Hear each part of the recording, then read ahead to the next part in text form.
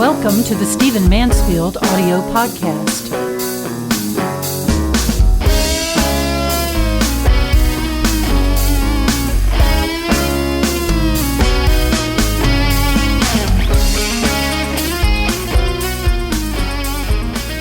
This past Monday, September 16th, 2013, I'm sure all of you know there was a horrible shooting at the Navy Yard here in Washington, D.C. I want to take a few moments to offer tribute to those 12 who were killed. You know, I have loved D.C. since I was a little boy, and my parents first brought me here as part of my father's military career. I loved it, of course, early on because of the exciting monuments and the airplanes, and the president's house was here. I loved it as I grew older for the history, and then I have continued to grow in my love for it as a place of just the great mix of cultures and the great work that is done here. I love it for those who are buried here. I love it for the museums and the study centers and the great places of thought and the great, even the great religious debates that go on here that I'm part of. But I'll tell you that one of the main reasons that I love D.C. is because of the people. I understand very well that outside of Washington, D.C., and most of the country, people speak of Washington being a cesspool. They speak of it being a place of greed. I'll talk to people when I travel and speak and do the things that I do, make appearances and what have you, do business. And I hear often, the greed that dominates Washington.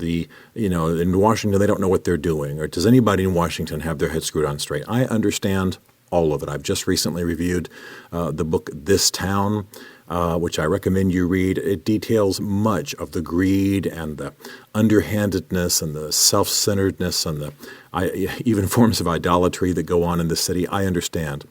But I will have to say that there's another D.C. than the one you see reported with irony and folly surrounding the report on television. There is another D.C., and it's a D.C. where people who do not make that much money come to this city and work in jobs as part of our federal government because they're patriots, because they love their country, because they believe that what they do does matter. And I love that class of people. I love those kinds of people. And I love the fact that the majority of this city is made up of people like that. The majority of the city is not the political class, all of whom, by the way, are not nitwits and corrupt. Of course not. There are many great and noble politicians here in this city. But the part of the city I love is that part that is comprised of people who work here, eat here, dance here, work out here, commute in and out of this city. Not very many people actually live in Washington, D.C. Most of the workers come from outside the city. Taxes are high, property values are high. It's easier to live outside and commute in. But I love the people who live here. I love the people who work here at the day in, day out. Not so much the political class, not so much the television class, not so much the stuff you see on television from out there in the world, but the people who live here and grind out existences here. And I love the fact that many of them do what they do day in, day out in these huge federal buildings that you see when you come visit Washington, D.C., because they believe that what they do is important, and it's important that they do it for their country. And that sounds cliche. It sounds like a Army recruiting commercial, but it's absolutely true. And so the people who were killed on this past Monday, September 16th, were people who represent that group, represent people who live in Washington, D.C., call it home, love it, pray for it, see its monuments day in, day out, take their kids to the various museums, go to the sporting events, and pretty much, to be frank with you, if the surveys are any guide, ignore political Washington and love Washington for its history, its heritage, its symbolism, its beauty, and its people. And so I just want to make sure before we pass from the scene, and this is just remembered as another shooting, that these 12 people were very typical Americans. They ranged in age from about 46 to about 73, which is slightly older than you might expect, but at the same time, the kind of experts and technicians who work at the Navy Yard are people who are a bit more experienced, a bit better educated, have got some depth and some history. You don't work there and work on subs and work on designing ships unless you've got some game, unless you know what you're doing, unless you've been around for a while. It's so interesting to consider these 12 as a cross-section. One of them was president of Rotary Club.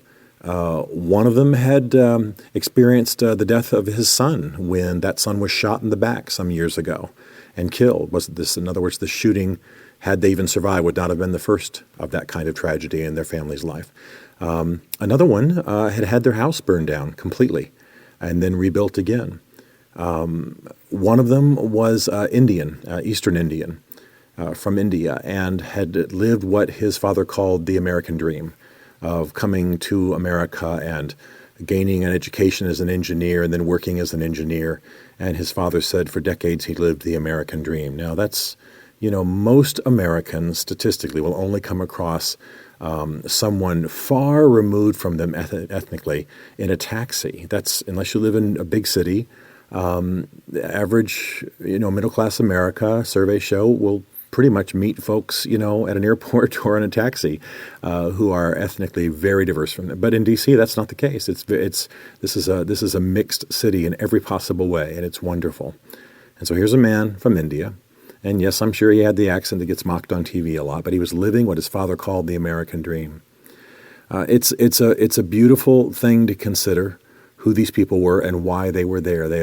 Only one actually lived in D.C. The other 11 commuted in from outside, had hours of commute every week, and did what they did in large part because they were patriots. They could have worked for private firms. They could have lived in other cities. They could have lived in other countries. Came to D.C. because they loved it. I don't even want to talk about the man who did the shooting. He was embittered and angry and insane, and there's no reason to even ponder him. We'll never figure those kinds of people out. But let's pay tribute to those 12 who were killed. And let's remember that Washington, D.C. was their city. And let's not let this city only be thought of in terms of the folly and the corruption that we see often in the political class or the lobbying class or the television class or the upper tier. There are people who live in the city who love it because they love their country. They love the beauty here. They love the ethnicities and the mixture and the foods and the richness that's here, and they love it because really it's just a microcosm of the country they love even more. Stephen Mansfield is a New York Times best-selling author, a popular speaker, a frequent faith and culture commentator on CNN, Fox, and the Huffington Post. His groundbreaking books on faith and society include The Faith of George W. Bush, The Faith of Barack Obama, The Search for God in Guinness, Lincoln's Battle with God, and Killing Jesus. You can learn more about Stephen at mansfieldgroup.com and connect with him on Facebook and on Twitter under the name Mansfield Writes. The Stephen Mansfield podcast is produced by Isaac Darnold, who also wrote, performed, and produced the Rockin' and Rollin' podcast theme song. This is a Chartwell Literary Group production.